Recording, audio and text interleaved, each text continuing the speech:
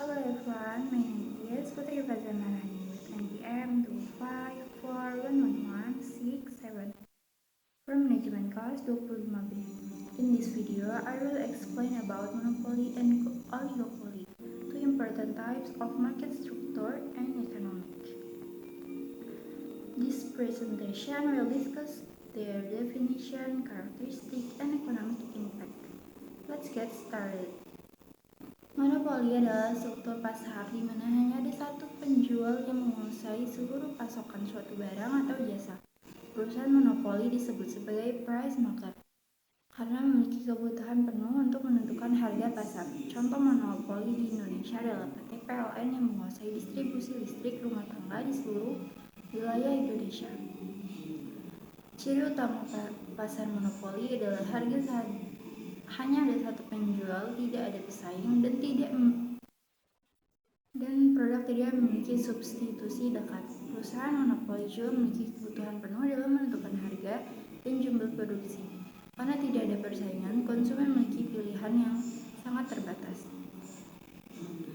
Perusahaan monopoli memperoleh keuntungan maksimum saat marginal revenue sama dengan marginal cost atau MR sama dengan MC. Pada kondisi ini, harga biasanya lebih tinggi dari biaya marginal sehingga terjadi deadweight clause bagi konsumen. Monopoli cenderung menghasilkan output lebih rendah dan harga lebih tinggi dibandingkan pasar persaingan sempurna.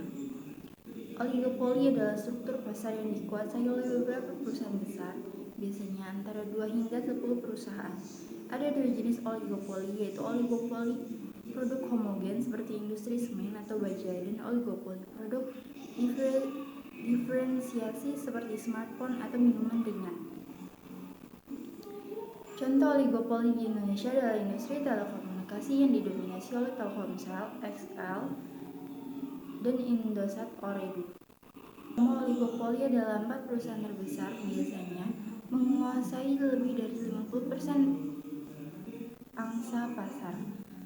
Masuk ke pasar ini sulit karena membutuhkan modal besar, teknologi tinggi, dan skala ekonomi yang luas. Perusahaan dalam oligopoli saling bergantung sehingga keputusan harga satu perusahaan akan mempengaruhi perusahaan lain.